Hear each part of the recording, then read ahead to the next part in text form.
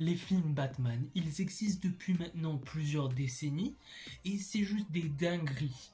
Alors, et on a eu tellement de films, mais alors aujourd'hui, qu'est-ce qu'on va faire de ces films? Alors c'est très simple, j'ai décidé que pour la sortie du film The Batman, j'allais faire un top des meilleurs films Batman à mon goût. Donc il y en aura 7. Bon allez, je crois qu'on a déjà tout dit, on perd pas plus de temps. Hop hop hop, juste avant qu'on lance la vidéo, abonne-toi s'il te plaît, je fais plein de contenu et il y a plus de 60% je crois, ou plus de la moitié qui ne regardent pas les vidéos et t'ont abonné. Ben, abonne-toi en fait, c'est juste en bas.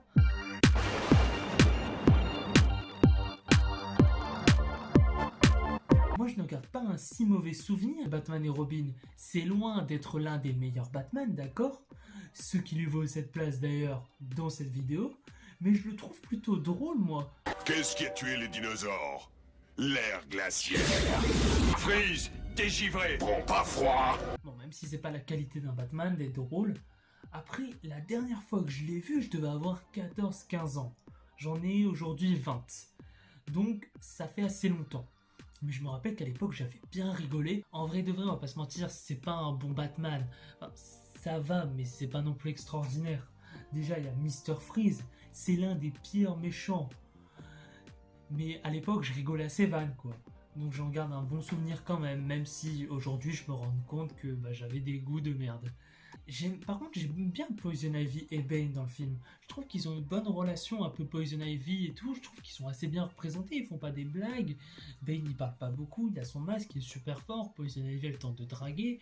Enfin, ces deux méchants-là, je les trouve pas autant bâclés. C'est des méchants, ok, ça passe. Tout ce que j'aurais aimé, c'est peut-être de voir un peu plus de Batgirl, car à mon avis, enfin, à l'époque où je l'avais regardé, je crois qu'on la voyait très peu, à part à la fin du film. Et c'est bien dommage parce qu'on sait qu'elle est là, elle est présente, car on voit dès le début Barbara Gordon, mais on la voit pas en Batgirl.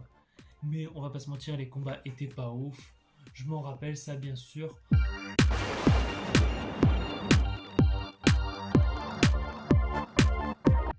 Alors, il est 6ème place et c'est normal, car réellement, c'est pas un Batman pour moi. C'est pas un film Batman.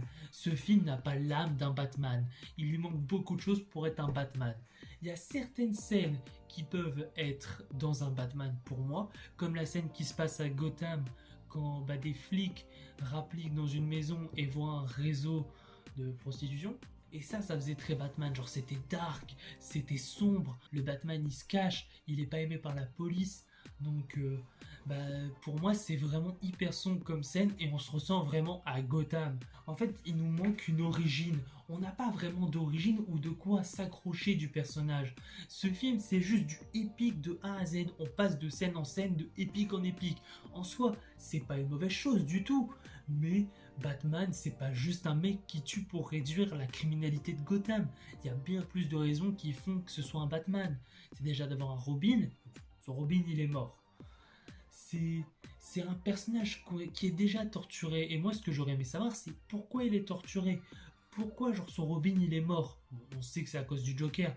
Mais j'aurais aimé voir la scène. Je crois qu'on n'a jamais vu cette scène, à part dans Titan. Et ça n'a pas la même impact parce que c'est pour la série Titan, c'est pas dans un Batman. J'aimerais bien voir cette scène, moi. Elle serait très violente, je crois. Il manque du développement pour ce Batman. C'est bien dommage, car j'aime bien la version de Ben Affleck en Batman. J'aurais bien aimé en savoir plus sur son univers, qui a l'air bien complet et bien structuré, quoi. Mais il aurait fallu un autre film en plus. Il aurait fallu quelque chose à nous donner pour qu'on s'accroche à ce Batman et qu'on aime son univers. Mais bon, on sait que Ben Affleck ne veut pas retourner sur ce film, donc on espère au moins une bonne fin pour ce Batman dans le film The Flash.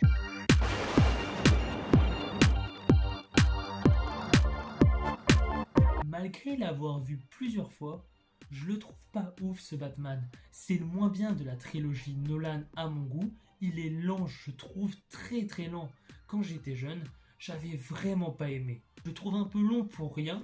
J'adore certaines scènes pourtant, comme celle dans les conteneurs, une des meilleures scènes de tout Batman confondu. Mais par exemple, j'aime pas du tout Ra's al Ghul, je sais pas, je comprends pas toute la hype qu'il y a autour de lui, j'aime pas moi ce personnage. Je préfère 10 000 fois mieux l'épouvantail à Ra's al Ghul. J'adore son costume.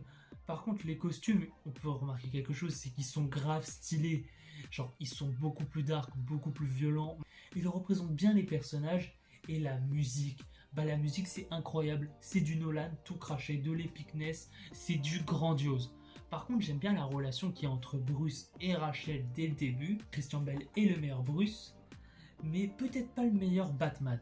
C'est pas un mauvais Batman, je suis juste un peu moins fan de cette version, de ce film surtout, mais c'est un côté dark très cool quand même.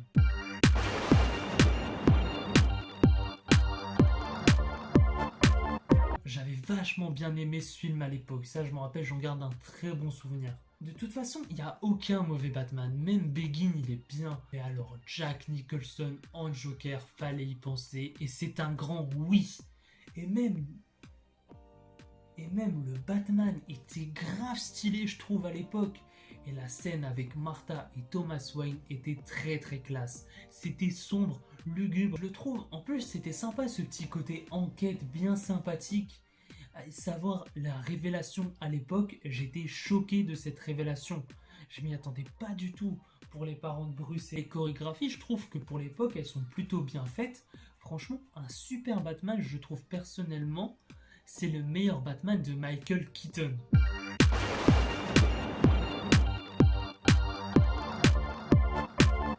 Batman le défi comporte que des méchants incroyables. Déjà, le pingouin et son passé très dur. On reste sur du plus dark, avec des personnages beaucoup plus matures, je trouve. Toujours aussi sombre. Et Catwoman est super dans le rôle. La relation entre Batman et Catwoman est super. J'espère qu'on trouvera une relation un peu comme ça dans The Batman. Mais ce que je kiffe dans ce film, c'est les deux méchants. Ils sont très honorables. Pour moi, c'est des méchants qui ont marqué les Batman. Je trouve même le film en général plutôt sympathique et bien. Il y a vraiment beaucoup de scènes fort sympathiques, comme le contrôle de la Batmobile ou la première scène du pingouin avec ses parents. J'aime beaucoup le Batman dans ce film. Pour moi, c'est un très bon film.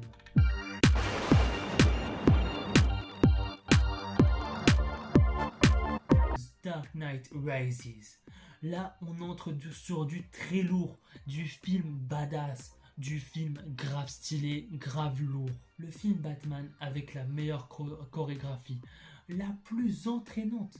Un méchant grave à la hauteur du Batman, qui possède la puissance et l'intelligence de Bruce Wayne. Il peut rivaliser à coup sûr notre petit Batou. Et Tom Hardy, il joue à la perfection ce méchant, il le joue trop bien. Il est sûr de lui et très puissant. La scène dans le match de football, mais elle est juste incroyable cette scène. C'est une des meilleures scènes de tous les Batman aussi de toute façon. La musique de cette scène et à la fin, le climax, il arrive et ça pète de partout. Et là ça s'enchaîne et c'est que l'action, Hein. Après oui, il y a peut-être trop d'action, mais moi j'ai vraiment bien kiffé l'action. Et même les batailles et tout, elles sont trop bien. Genre la bataille du début pour la première rencontre entre Bane et Batman. C'est pas un film qui est génial, mais termine la trilogie de Batman à la perfection. C'est une très bonne fin pour Christian Bale pour moi.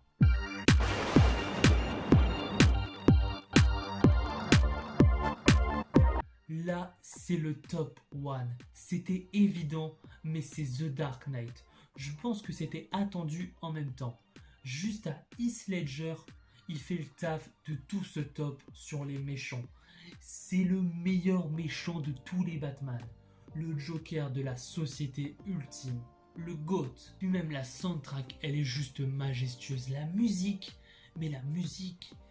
elle fait sombre, badass, dark. Elle est super, un peu torturée aussi pour le Batman. Bref, c'est incroyable. Et puis le Batman contre son némésis ultime, le Joker. Un duel juste oufissime. Et puis Batman aussi il fait le taf. Batman il fait grave le taf. Il est trop bien dans cet épisode. Et puis en plus on est vraiment sur des messages très importants. C'est le meilleur de la trilogie de Nolan. Mais c'est l'un des meilleurs films de super-héros de tous les temps. C'est pour cela qu'il est premier. Bon bref, j'espère que en tout cas ce top t'a plu. Alors c'est mon top personnel, c'est le mien, j'ai oublié de le dire en début de vidéo. Désolé. Mais j'espère que la vidéo t'a plu. Si elle t'a plu, tu peux liker, t'abonner et faire la totale. Tu peux aussi la partager. N'oublie pas de t'abonner pour rater aucune de mes vidéos. Il y a une autre vidéo qui s'affiche sur le film Joker, sur une théorie de la double personnalité, si ça t'intéresse, comme quoi le Joker posséderait une double personnalité. C'était Ciné Show, le cinéma de la situation. Ciao!